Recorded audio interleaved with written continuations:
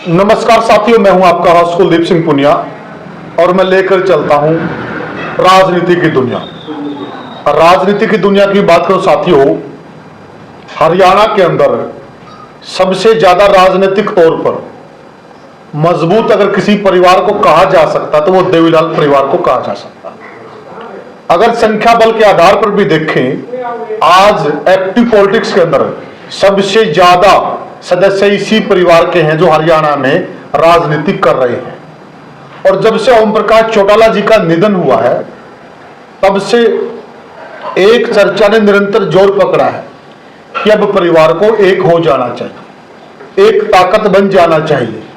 और जब परिवार एक ताकत बन जाएगा तो देवीलाल का जो सपना था उसको साकार कर पाएंगे।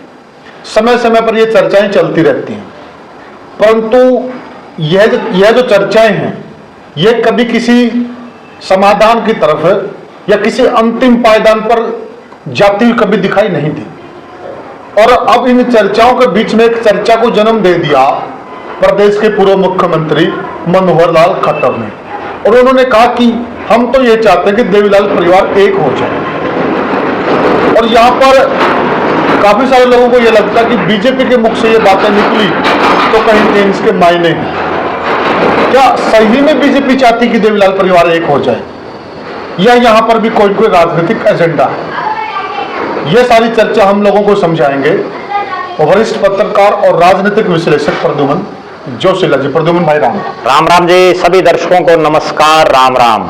प्रद्युमन भाई देखिए, नई चर्चा को जन्म दे दिया मनोहर लाल खट्टर जी ने जी। उन्होंने कहा कि हम तो ये चाहते हैं कि देवीलाल परिवार एक हो जाए जी, एक हो जाना चाहिए। और उसके बाद अभय सिंह चौटाला की प्रतिक्रिया भी आई, अजय सिंह चौटाला की प्रतिक्रिया भी आई और सुनैना चौटाला की भी प्रतिक्रिया आई। उनका एक सुर में सभी का यह कहना था कि बीजेपी वाले अपने घर की तरफ देखें, एक होना है, कब होना है, ना होना है, वो काम हमारा है। तो आप क्या मानते हैं, क्या बीजेपी सही में चाहती कि देवीलाल परिवार एक हो जाए? देखो, असली बात तो ये है कि जब परिवार में दो भाई अलग अलग होंगे तो वो यूं कहते हैं ना, चाहे वो गांव में हो जाए, वे स्वाद लेने बहुत होंगे। ठीक बात। मजे लेने वाले बहुत होते हैं। तो मजे लेने वाले मजे लेंगे। और अगर ये घर ना पाटता इनका तो कुछ भी नहीं होना था। ना तो मनोहर लाल खट्टर को कोई बयान देने की जरूरत थी, ना किसी और की कोई अहमियत रहती, ना इन्होंने सफाई देने की जरूरत थी। ये अच्छा, एक चीज और भी है, अगर ये राज में भी आ जाते, वो ये कहते हैं ना कि टोटा में जूत बाज है, तो टोटा में जूत बाज रहे हैं। टोटा में जूत इसलिए बाज रहा है कि अभी ये ना तो राज में जो इनके देवीलाल परिवार के बड़े जितने चेहरे थे वो सारे चुनाव हार गए। ठीक है, अगर ये चुनाव जीत जाते तो कोई नहीं कहता। पिछली बार 4.5 साल दुष्यंत चौटाला उप मुख्यमंत्री रहे, 5 साल रणजीत सिंह प्रदेश की सरकार में मंत्री रहे। किसी ने भी एक दिन नहीं कहा कि भाई ये परिवार इकट्ठा होना चाहिए। ठीक बात है। किसी ने भी नहीं कहा ना। सही बात है। क्यों नहीं कहा? क्योंकि भाई ठीक है, राज में चल रहा है मामला। कुछ एक जो अभय सिंह चौटाला के साथ थे वो विपक्ष में थे और तब अभय सिंह भी जीत रहा था। पिछली बार और इस बार में अंतर क्या है कि पिछली बार जो इनके 3 धड़े हैं इस परिवार के, तीनों धड़ों के जो मुख्य चेहरे हैं तीनों चुनाव जीत रहे थे। अभय चौटाला, रणजीत चौटाला और दुष्यंत चौटाला। इस बार तीनों हार गए। तो टोटा में तो जूत बाजेगा। सही बात। तो टोटा में जब जूत बाजेगा तो दूसरे लोग मजे भी लेंगे, वो मजे ले रहे हैं। एक कहावत और भी टोटा जी, वो कई बार टोटा में जलेबी भी खाई जा रहा है जी। इनमें कोई जलेबी तो नहीं खा रहा। नहीं, जलेबी तो कौन खा रहा है? अब तो ये आपस में इनकी ये हालात हो चुकी है। खा चुका है वो तो टाइम जा लिया। अब दुष्यंत के तो वो पच भी नहीं रही, ऐसी हालात हो रही है। वो पचाने के लिए विदेशों में जा रहा है। ठीक है ना, हरियाणा में कम रह रहे हैं, बाहर ज्यादा रह रहे हैं। अब उसको तो ढूंढ रहे हैं लोग भाई कहीं दुष्यंत चौटाला मिल जाए। पिछले 6.5 महीने में अगर हरियाणा प्रदेश की राजनीति के जितने बड़े चेहरे हैं उसमें सबसे ज्यादा कोई नदारद है तो 2 आदमी हैं, या तो दुष्यंत चौटाला या डॉक्टर सुशील कुमार गुप्ता, आम आदमी पार्टी वाला। लेकिन भाई आम आदमी का तो चलो हरियाणा में कोई बहुत लंबा चौड़ा सिस्टम नहीं है, लेकिन दुष्यंत चौटाला नहीं दिख रहा लोगों को। यहाँ तक कि अपने जन्मदिन पर नहीं मिला। यहाँ तक कि जहां जब चौधरी देवीलाल जिसके नाम पर वो वोट मांग रहे हैं उसकी पुण्यतिथि के उसमें नहीं आए। वो पार्टी भी चौधरी देवीलाल के नाम, बिल्कुल उसमें भी नहीं आए। तो कहीं ना कहीं जो मनोहर लाल खट्टर, ये तो शुरुआत है। अभी खट्टर साहब कह रहे हैं, कल और भी कहेंगे कोई न कोई। ठीक है ना, जब झूठ बाजता है तो ऐसे ही होता है। लेकिन इसमें सवाल ये खड़ा होता है प्रद्युमन भाई, क्या सही में बीजेपी इस परिवार को एक करना चाहती है? ये यहाँ पर भी कोई राजनीतिक स्टंटबाजी है। देखो, सीधी ही बात है, कोई राजनीतिक पार्टी हो वो हमेशा अपना फायदा देखती है, बे हमारे को क्या फायदा है। और इस बात में भी कतई कोई दो राय नहीं है कि भले ही इस बात को बीजेपी वाले ना माने, लेकिन 2018 में जब दुष्यंत चौटाला ने इंडियन नेशनल लोकदल से अलग होकर के अपनी अलग पार्टी बनाई, तो उसका सीधा सीधा फायदा ही भारतीय जनता पार्टी को हुआ। बिल्कुल, क्योंकि जो जाट और जो किसान वोट था वो बट गया, जो नाराज वोट था, ठीक है, हाँ, जो नाराज वोट था वो बट गया। अब भी वही हालात है। अब इसमें प्रद्युम्न भट्ट को फायदा नहीं हुआ। देखिए, जो बीजेपी से नाराज वोट था उसको कहीं और जाके पढ़ना था। बिल्कुल, यानी कि वो तो विकल्प के रूप में गिर रहा था ना, हमें बीजेपी को हटाना है, वो जा पड़ा दुष्यंत को, और दुष्यंत बाद में आगे इनके साथ है, इनको तो बेनिफिट इस तरह भी तो हुआ, इनका राज बन गया, राज बन गया इनका। अगर दुष्यंत चौटाला उस समय अलग ना होते तो क्या पता बीजेपी की 40 सीट आती ना आती। ठीक बात, सबसे बड़ी बात तो ये थी ना, क्योंकि बहुत से प्रत्याशी बहुत कम मार्जिन से जीते थे, सही बात है, वो हार जाते, और ये क्या पता 30 से नीचे आ जाते, 30 से नीचे आती इनका सरकार नहीं बनती। तो राजनीतिक पार्टी कोई भी हो, वो अपने फायदे के हिसाब से सारे सिस्टम गेम सेट करती है। और इसमें प्रद्युम्न भाई देखिए, सच्चाई कितनी ये तो लोग जाने, इसमें खबरें यहाँ तक भी आती है कि बहुत बड़ा रोल परिवार को तोड़ने में इन्हीं लोगों का रहा है। देखो, मनोहर लाल खट्टर ने जो अभी बयान दिया, उन्होंने ये बयान तब क्यों नहीं दिया जब दुष्यंत चौटाला और अभय सिंह चौटाला दोनों अलग अलग हो रहे थे। सही बात है, उस समय भी तो 2018 में भी तो ये बयान दे सकते थे। बिल्कुल, प्रदेश के मुख्यमंत्री थे, अब तो वो मुख्यमंत्री भी नहीं है। सही बात है, अब तो केंद्र की राजनीति कर रहे हैं। बिल्कुल बिल्कुल। लेकिन अब बीजेपी को फायदा किस चीज में है? अब अगर सही मायने में सोचा जाए तो बीजेपी को फायदा है इनके इकट्ठे होने में, क्योंकि अगर ये इकट्ठे होंगे तो एक तरफ कांग्रेस भी लड़ेगी, दो तरफ फिर बट जाएंगे वोट। वरना हालात क्या है, आप देखो जेजेपी के कैंडिडेटों कितने कितने वोट आए, ठीक है। इंडियन नेशनल लोकदल के 15 सीट आप छोड़ दो, बाकी जगह हालात देख लो, ठीक है ना। और उन 15 सीटों में भी ज्यादातर वो सीटें हैं जहां कांग्रेस ने कमजोर प्रत्याशी उतारे। अगर वहां कांग्रेस के मजबूत चेहरे होते तो परिणाम कुछ और होता।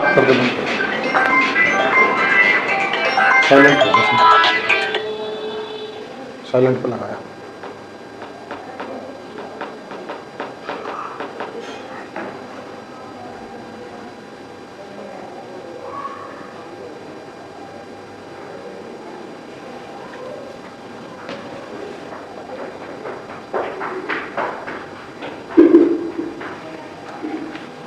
बीच में आ गया, कड़ा गई थी भाई। अगर ये मतलब इकट्ठे हो जाएंगे तो जो वोट बैंक है वो बीजेपी इनकी तरफ आएगा, वो चर्चा। अब भी एक बार फिर से वही माहौल है कि आज अगर भारतीय जनता पार्टी के, ये तो है नहीं कि सारा हरियाणा उनके साथ खड़े हैं, बिल्कुल ठीक बात है, वो तो बाल बाल से सरकार बनाए हुए हैं। हाँ बिल्कुल ठीक है, बहुत कम मार्जिन से सरकार चल रही है। कल को अगले चुनाव में क्या हो, और इस बार तो सरकार इसलिए बनी कि कांग्रेस ने गलत टिकटें बांट दी, कांग्रेस ओवर कॉन्फिडेंस में थी, जिसकी वजह से ये हालात बनी। बिल्कुल, अगली बार क्या पता कांग्रेस अपनी गलतियों से सीख ले क्या पता कांग्रेस जमीनी, जैसे राहुल गांधी कह रहे हैं कि इस बार मैं जो है जमीनी लोगों को टिकट दूंगा, अगर वो दे दी तो ये भारतीय जनता पार्टी तो खुद के सर्वेज में इनके 20, 22, 25 तक अटक रही थी, ठीक है, आखिरी दिनों में जाकर के भी 30, 32, 35 तक थी। और अब हालात ये है कि अगर ये जो परिवार है, अब बीजेपी को फायदा कहां है? अगर ये अलग अलग रहे तो सबको ये पता है कि दुष्यंत चौटाला की रेरे माटी हो चुकी है, अभय सिंह चौटाला खुद ही चुनाव हार गए, उनका भी कोई बहुत लंबा चौड़ा सिस्टम नहीं बचा। उस हालात में बीजेपी के खिलाफ जो वोट है वो कहीं ना कहीं फिर कांग्रेस के पक्ष में जा सकता है। उसको कांग्रेस के पक्ष में पूरा वोट ना जाए, उससे रोकने के लिए एक नया पैंतरा फिर फेंका गया, और वो पैंतरा यही है कि जिस तरह से मनोहर लाल खट्टर का बयान आया है, क्योंकि राजनीतिक आदमी कभी कोई ऐसा बयान नहीं देता, खट्टर साहब को क्या लेना देना उनसे? अगर सोचा जाए, पता नहीं कितने परिवार नरे होते हैं राजनीति में। मनोहर लाल खट्टर की भारतीय जनता पार्टी में बहुत से ऐसे नेता हैं, वो राव इंद्रजीत सिंह को क्यों नहीं कह रहे कि भाई जो आपके भी 2 भाई हैं, जो एक कांग्रेस में है और दूसरे की भी कांग्रेस से ही नजदीकी हैं, उनको आप ले आओ? नहीं करे ना। वो किरण चौधरी को क्यों नहीं करे कि आप अपने जेठ को और अपने जो है भतीजे को ले आओ? वो कुलदीप बिश्नोई को क्यों नहीं करे कि आप अपने भाई को ले आओ, चंद्रमोहन बिश्नोई को? ठीक बात है, ठीक है ना। वो चौधरी देवीलाल के परिवार को जो इकट्ठा करने की बात है, वो कहीं ना कहीं यही फिर दिखा रहा है कि अगर ये इकट्ठे हो गए तो ये कुछ ना कुछ % वोट ले लेंगे, क्योंकि आज तक के हरियाणा प्रदेश में कभी कम कभी ज्यादा, लेकिन चौधरी देवीलाल के नाम से जो वोट पड़ता है वो 17-18% के आसपास वोट आज भी पड़ता है। ये ठीक है कि कई बार हालात बिल्कुल ही खराब हो जाएं, जैसा इस चुनाव में होगी, उसके बावजूद इन लोग 15 सीटों पर तो ठीक ठाक पोजीशन में रही है। और उस हालात में अगर ये इकट्ठे हो जाते हैं तो कांग्रेस को भारी नुकसान होगा और उसका फायदा कहीं ना कहीं बीजेपी को फिर हो जाएगा, क्योंकि बीजेपी की तो एक सीधी ही रणनीति है। आज उसके पास बीजेपी क्यों राज में आई, बहुत सोचने वाली बात है। बीजेपी मैनेजमेंट और मार्केटिंग और स्ट्रेटेजी, इन 3 चीजों पर ही चल रही है। काम करने को तो बताओ, मनोहर लाल खट्टर ने कितना विकास कार्य करवाया, या नायब सिंह सैनी को लगभग 1 साल से ऊपर हो गया मुख्यमंत्री बने हुए, उन्होंने कितने विकास कार्य करवा दिए, और लोग ना ही विकास पर वोट डाल रहे। ठीक है ना, वो सिर्फ ये स्ट्रेटेजी बनाते हैं वोट डालते हो कि भाई ना, तो कैप्टन अभिमन्यु हारते, बहुत नेता है जो नहीं हारते, कई सारे नेता नहीं हारते। ठीक है ना। अब मेन चीज ये है कि भारतीय जनता पार्टी एक सिस्टम सेट कर लेती है कि भाई इस विधानसभा में हमारे को 30% वोट मिलेगा, आइडिया सबको लग जाता है। जब 70% लोग हमारे खिलाफ हैं जो वोट डालेंगे, जीतते कैसे? तो उसका एक ही तरीका है कि इनको 3 दड़ों में बांट दो। अगर तीनों को 20-20, 22-22, 25-25% मिल गया तो जीत गया 30 वाला। सही बात है, यही तो स्ट्रेटेजी काम किया। अब उचाना में अगर ब्रजेंद्र सिंह हारे 32 वोटों से, तो उसका और क्या रीजन है? अच्छा जी, मैं प्रद्युम्न भाई एक बात कही, क्या बीजेपी को यह डर सता रहा है कि जिस प्रकार से इस बार कांग्रेस पार्टी 39% वोट लेगी जी, और थोड़ा सा माइनर से मार्जिन से बीजेपी की सरकार बनी जी, क्या अगली 12,000 कुछ वोट? हाँ, क्या अगली बार ये सारा वोट है अगर हुड्डा जी के साथ या कांग्रेस के साथ लामबंद हो गया तो आप राज्य से बाहर हो जाओगे, इसलिए देवीलाल परिवार को एक कर दो? नहीं, वह तो है जो राजनीतिक पार्टी है। इस बार भी क्या था, कांग्रेस का खुद का तो कोई दमखम था ही नहीं। लोग इतने बीजेपी के खिलाफ हैं, जो लोग खिलाफ हैं उनको केवल ये देखना है कि कौन बीजेपी को हरा सकता है, वरना कांग्रेस ने कौन सी मेहनत की थी। ये आप बिल्कुल सही कह रहे प्रद्युम्न भाई, ऐसे बुजुर्ग आपको भी मिलेंगे, कई लोग है ना जो हरी पगड़ी में, कई बुजुर्गों को ऐसे जानता हूं मेरे क्षेत्र में, उन्होंने जब से उनका वोट बना है ना, वो देवीलाल परिवार के अलावा वोट नहीं डालते। इस बार उन्होंने कांग्रेस को वोट डाला, बिल्कुल डाला, और ये कह के डाला कई बुजुर्गों तो बोला भाई मुंह फेर के डालेंगे। हाँ, ऐसे मुंह फेर के उन्होंने बटन दबाया, लेकिन इसका इलाज करना बीजेपी का, ये मतलब उनकी वर्डिंग है। हाँ, और कांग्रेस इस मुगालते में कि हमारा वोट बैंक बढ़ रहा है, और ये भी नहीं है कि भाई कांग्रेस वाले उनका कोई फायदा कर रहे हैं। हाँ, यस, कई बार राजनीति में लोगों का माइंड सेट ऐसे हो गया, उनमें कोई मतलब नहीं कांग्रेस फायदा करो, क्या पता वो बीजेपी से भी ज्यादा नुकसान कर दे उनका। सही बात है, ठीक है, लेकिन उनके दिमाग में ये चीज बैठ रही है भाई बीजेपी हमारा भला नहीं कर सकती, इसलिए हमने जो इसको हराएगा उसको वोट डालेंगे। और यही कारण है कि कांग्रेस के ऐसे ऐसे कैंडिडेट जीत गए जिनका कोई सिस्टम ही नहीं था। ठीक बात है, जबकि बीजेपी के वो लोग हार गए जो बहुत बड़े बड़े पदों पर थे। तो क्या मानकर चले प्रद्युम्न भाई, मतलब देवीलाल परिवार आगे जाके कुछ संभावना बनती कि एक भी हो जाएगा, या फिर ये ऐसे ही चलेंगे? देखो, मेरे को ये लगता है कि जब आदमी में जोश जब तक रहता ना, तब तक वो किसी की नहीं सुनता, चाहे वो कोई भी हो। और आदमी में किसी भी चीज का कोई घमंड जब आ जाए तो भी वो दूसरों को अपने से छोटा समझना शुरू कर देता, वो नहीं मानता। जब सब सिस्टम लुट पिट ले कोई भी हो, उसके बाद उसकी अक्ल ठिकाने आती है। अब मैं आपको एक उदाहरण दूं, पिछले कुछ दिनों से महाराष्ट्र में ये चर्चाएं चल रही हैं कि राज ठाकरे और उद्धव ठाकरे दोनों एक साथ आ सकते हैं। सही कह रहे हैं, और बड़ी सरगर्मियां हैं, बहुत सरगर्मियां। ये वही राज ठाकरे है जो बाला साहब ठाकरे से अलग हुआ, अपनी अलग पार्टी बनाई, महाराष्ट्र नवनिर्माण सेना मन से। खूब उसमें उन्होंने बड़े जो है आग फेंकते हुए भाषण दिए। ठीक है, हिंदुत्व का एक बहुत बड़ा चेहरा वो बन गई। जी जी, लेकिन लोगों ने वोट नहीं दिए। हालात ये बनी कि वो बुरी तरह से पिटते पिटते आज ये हालात होगी। और प्रद्युम्न भाई, विशेष बात क्या कि पार्टी किस मुद्दे पर छोड़ी थी? जी, पार्टी इस मुद्दे पर छोड़ी थी, इनको कहा गया बाला साहब ठाकरे की तरफ से कि आप उद्धव ठाकरे को कार्यकारी अध्यक्ष घोषित कर दो जी, और घोषणा भी आप करो जी। इन्होंने इस बात पर नाराज होकर पार्टी छोड़ी जी। और अब वही राज ठाकरे ये कह रहा है कि मुझे उद्धव ठाकरे से कोई दिक्कत ही नहीं, इसको कहते राजनीति। वही तो रोड़ा है, अब उद्धव ठाकरे भी लुट पिट लिया। ठीक है, जिस कांग्रेस के खिलाफ हमेशा बाला साहब ने राजनीति की, क्या बात है, उस कांग्रेस के साथ हाथ मिला लिया और सरकार फिर भी चली गई। इससे ज्यादा झुकने वाली और क्या बात होगी? ये प्रमाण है झुकने का कि उद्धव ठाकरे जी कितना झुक गए हैं। इतनी बड़ी बात है, जो मातोश्री है जहां बाला साहब रहा करते, उसमें बाला साहब तो कभी किसी से मिलने नहीं जाते थे। Yes. उस मातोश्री में आकर के लोगों को अपना माथा टेकना पड़ता था। सही बात। अब हालात ये कि उद्धव ठाकरे कभी शरद पवार की हाजिरी मार रहा है, कभी राहुल गांधी की मार रहा है, और उसके बावजूद राज नहीं आ रहा। दोनों जब लूट पीट लिए तो दोनों का दिमाग ठिकाने आ गया, और उसका हालात ये बनी कि अब क्या पता वो इकट्ठे हो जाएं। इसी तरह से उत्तर प्रदेश में जिस शिवपाल यादव ने अखिलेश को अपना नेता मानने से इनकार करते हुए और बगावत कर अपनी पार्टी बना ली, चुनाव लड़ लिया, हार गया, खुद भी हार गए। अखिलेश के भी ये बैम था, भाई मैं पता नहीं क्या कर दूंगा चाचा के बिना। ठीक है, दोनों का बैम निकल गया, अब दोनों फिर होगी इकट्ठे। ठीक है, वही हालात पंजाब में प्रकाश सिंह बादल के भतीजे मनप्रीत सिंह बादल, उसने अपने जो है ताऊ से अलग अपनी पार्टी बना ली, प्रकाश सिंह बादल से पार्टी बना के अपना अलग सिस्टम शुरू कर लिया। वो पार्टी फेल होगी, पंजाब पीपुल्स पार्टी उसने बनाई पीपीपी, फिर कभी कांग्रेस में, कभी कुछ और कभी कुछ, और अब हालात ये हैं कि सब सिस्टम खुले लाइन है। इसमें एक वही हालात सुखबीर सिंह बादल की आ गई। बिल्कुल सही कहा। ठीक है, लास्ट में चलो आज ना हो इकट्ठे, कभी ना कभी इनको भी इकट्ठा होना पड़ेगा। इसमें एक सबसे बड़ा एग्जाम्पल ये नहीं है क्या प्रद्युम्न भाई, हरियाणा विकास पार्टी का एग्जाम्पल ले सकते हैं। बहुत हैं जो हरियाणा विकास पार्टी कांग्रेस से अलग होकर बनी जी, और बाद में उन्होंने कांग्रेस में विलय करना पड़ा।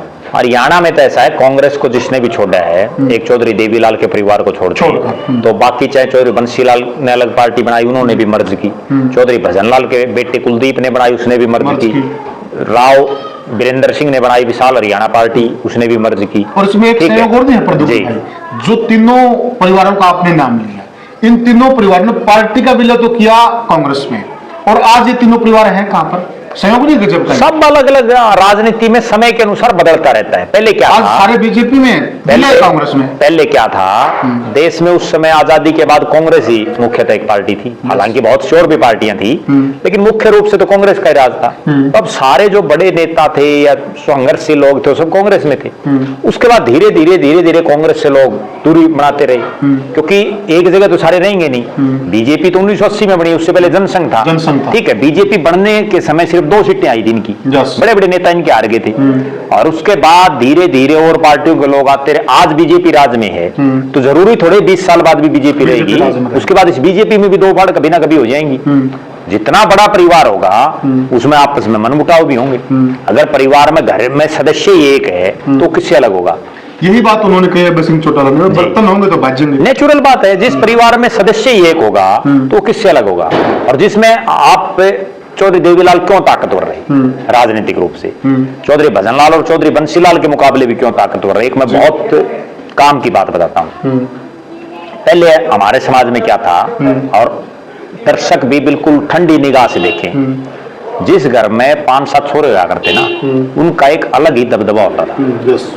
ठीक है, उस समय लठ की ताकत थी, और अक्सर जो गांव में सरपंच बनते थे या जो चौधरी टाइप के लोग होते थे, वो होते थे जिसके 5-7 छोरे हों और वो बूढ़ा फिर बढ़िया चौधर करे। यही था ना मामला। अब वही चीज आप देखो, चौधरी देवीलाल के 4 लड़के थे, बंसीलाल के 2, भजनलाल के 2, ठीक है, राव इंद्रजीत के 3, तो ज्यादा देवीलाल के हो गए, इसलिए देवीलाल परिवार ने खूब राज किया। उसके बाद अगली पीढ़ियों में आ जाओ, देवीलाल के 9 पोते हो गए, ठीक है, और इनका हुए उनसे काफी कम। तो उसी लिहाज से आज उनके परिवार में कितने, और उनको 15-16 तो चुनाव लड़ने वाले हैं। सक्रिय, बिल्कुल 15-16 तो चुनाव लड़ने वाले हैं। ठीक है, जो लोगों में रहते हैं, जनता में रहते हैं, और बाकियों के आप हालात देखो। तो इसलिए एक दबदबा जिस परिवार में ज्यादा सदस्य होंगे, नेचुरल बात है। जहां हो एक का तो बेचारा क्या करेगा? तो कुछ लोग ये कह रहे हैं कि ये दोनों के दोनों, चाहे जेजेपी हो चाहे इनेलो हो, ये पूरा हरियाणा का भ्रमण करेंगे और जनता की नब्ज टटोले, और चुनाव से कुछ टाइम पहले ये सारा गटा गुना जोड़ भाग करके उसके बाद निर्णय लेंगे। इस थोड़े में कहां तक दम है? नहीं हो सकता, कोई बड़ी बात नहीं है इसमें। क्या है असली कहानी, आज चुनाव में, लोकसभा के चुनाव में लगभग 4 साल बाकी, विधानसभा के चुनाव में लगभग 4.5 साल बाकी। तो उस लिहाज से आज अगर ये इकट्ठे भी हो जाते हैं ना, तो उसका कोई बेनिफिट नहीं, इंपैक्ट नहीं जाएगा राजनीति में। इंपैक्ट जाता, आप 1 साल पहले क्या करते हैं, वही दुष्यंत चौटाला अगर अपनी पार्टी 2015 में बनाता तो 10 सीटें नहीं आती, नहीं आती, क्योंकि इतना लंबा संघर्ष आदमी कर ही नहीं सकता। वो तो एंड टाइम पर। अच्छा, हरियाणा की जनता क्या है, हरियाणा की जनता को बहकाना आसान है, समझाना बड़ा मुश्किल है, कठिन है। ठीक है, लोग समझते नहीं है और बुका के चरण पकी में भी करवा लो तो उस टाइम पे बुकाया जा सकता है। अब उस समय जो जो वादे दुष्यंत चौटाला ने किए, बताओ राज में आने के बाद क्या हालात बने। सही बात है, ठीक है ना। तो प्रद्युमन भाई, जो बात आज से 100 साल से पहले हमारे बहुत बड़े किसान नेता हुए हैं सर छोटू राम जी, उन्होंने कहा था कि किसान को समझाना कठिन में बहकाना आसान, वो बात आज भी लागू है। बिल्कुल नेचुरल बात है। हर जगह हम देख रहे हैं कि नेता आता है और वो ऐसे शगुफे छोड़ जाता है, उसके बाद रुपया नहीं मिलता। मतलब इतने लोगों के फोन आते हैं भाई, अब उनका एमएलए उनके फोन ही नहीं उठा रहा, उनका एमपी उनको मिल ही नहीं रहा, और वोट मांगते वक्त तो उनके पैर पकड़ रहा था। मतलब इतना तुरंत। अच्छा, वो लोग 5 साल बाद फिर उसी को वोट डाल देंगे। हाँ, ये मैं पूछना चाह रहा था कि 5 साल बाद फिर उसी को डाल देते हैं। कई बार इस विषय पे बात होती नहीं नेताओं से कि आप फोन नहीं उठाते, आप लोगों के काम नहीं करते, तो नेता क्या जवाब देते कि काम करने वाला तो कोई जीतता ही नहीं। बिल्कुल सच्चाई है। साथ साथ घुमाओ, बोला काम मत करो। बिल्कुल, और वही बात आपको, फिर लोग उसी को वोट देते, उसी को फिर दे देते हैं। और उसको ये पता है भाई वो काम नहीं करेगा, काम नहीं करेगा, फिर भी दे देता है। कह रहे अपने मुंह से, बोले मैं काम कर दूंगा तो ये आएंगे। सच्चाई है, घुमाओ इनको, बोला। इसीलिए तो जनता खुद जो है वो हो रही है। जनता को एक आदमी भी प्रदेश में, बहुत कुछ एक गिनती के लोगों को छोड़ दें, मुद्दों के नाम पर कौन वोट दे रहा है? जी, कोई भी नहीं दे रहा। हर आदमी सिर्फ ये सोचता है भाई ये हमारे इलाके का है, ये हमारे गांव का है, हमारे गुआंड का, हमारे गोत्र का है, हमारी पार्टी का है। तो बहुत से ऐसे लोग मिलते हैं, मैं तो सारी जिंदगी कांग्रेस को वोट दूंगा, कांग्रेस से किसी ने खड़ा कर दो, अरे किसी ने, और फिर काम कराना, बोला काम मेरा करता नहीं अगला। ठीक बात है। या मैं बीजेपी के दूंगा, मैं देवीलाल की पार्टी के दूंगा, अरे काम करनी भी तो चाहिए। सही बात है। मतलब मेरा एक तो ये मानना है कि जो लोग ये लकीर खींच रहे हैं कि भाई हम तो सारी जिंदगी इसके गेड़ांगे, चाहे कि मैं करो ना करो, बताओ क्या तुक बनता है। यानी कि यहाँ पर विकास अगला जानता ही नहीं। जिस आदमी ने 10 योजनाओं से एक परिवार को वोट दे रखे हैं और वो अगला जानता ही नहीं उसको। तो कहने का भाव ये है प्रद्युमन भाई, यहाँ मुद्दे पर विकास पर वोट नहीं डलते, बिल्कुल नहीं डलते। यहाँ और मामले पर वोट पड़ते हैं। बिल्कुल, अगर मुद्दों पर और विकास पर वोट डलते तो जो लोग मुद्दों की बात करते हैं, जो विकास की बात करते हैं, वो जीत जाते चुनाव। जीत जाते, ठीक बात है। ठीक है ना। चुनाव तो ऐसे ऐसे नेता जीत रहे हैं, उनको एक आधा ऐसा भी मिल जाएगा जो ये भी नहीं बता सकता कि भाई मैंने क्या क्या काम करा दिए। सही बात है, क्योंकि मैं करा ही नहीं रखा, बताओ कल। ठीक बात, ठीक बात। तो प्रद्युमन भाई, चर्चा का अंत करते हैं। तो अंत में क्या लगता है आपको कि आपके हिसाब से जितना आप राजनीति को समझ पाए हैं जी, क्या देवीलाल परिवार का फ्यूचर है हरियाणा में? देखो, सीधी ही बात यह है, जो लोग देवीलाल के परिवार से जुड़े हुए हैं, वो चाहे आज अभय चौटाला के साथ हों, चाहे अजय के साथ हों, चाहे रणजीत सिंह के साथ हों। एक और कहने वाली बात है प्रद्युमन भाई, मैं यहाँ देवीलाल परिवार का कह रहा हूँ, न मैं इनेलो कह रहा हूँ, न मैं वही बता रहा हूँ आपको। हाँ। वो सब लोग ये चाहते हैं मन से कि ये परिवार एकजुट हो, और ये कभी ना कभी एकजुट भी होगा। कोई ऐसी बात नहीं है नहीं होगा, क्योंकि चंद्रमोहन और कुलदीप के भी अलग अलग मनमुटाव थे। एक दौर ऐसा है कि दोनों इकट्ठे हो गए। रणबीर सिंह महेंद्रा और चौधरी बंसीलाल और चौधरी सुरेंद्र सिंह के भी मनमुटाव थे। एक दौर ऐसा है कि इकट्ठे हो गए। ठीक है ना।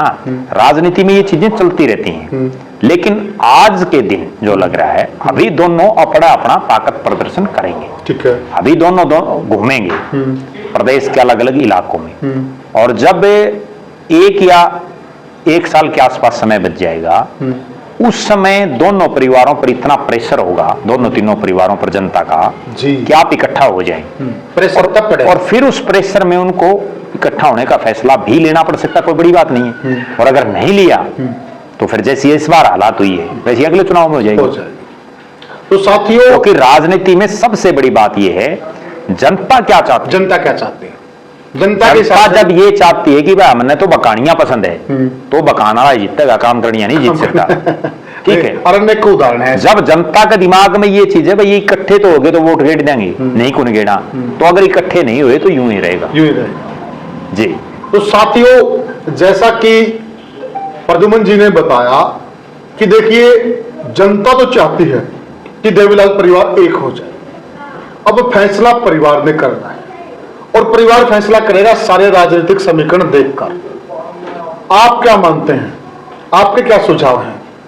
कि वह वक्त कब आएगा और राइट टाइम कब आएगा जब यह परिवार एक हो जाएगा। और बीजेपी के लिए आपको क्या लगता है, क्या सही में बीजेपी इस परिवार को एक करना चाहती है, या खाली बीजेपी यहां पर भी अपना नफा नुकसान देख रही है और केवल विशुद्ध राजनीति कर रही है? आप क्या सोचते हैं? आप कमेंट सेक्शन में हमें जरूर बताएं और वीडियो को ज्यादा से ज्यादा शेयर करें, चैनल को सब्सक्राइब करें। फिर मिलेंगे किसी और मुद्दे पर किसी और वीडियो में, तब तक के लिए राम राम।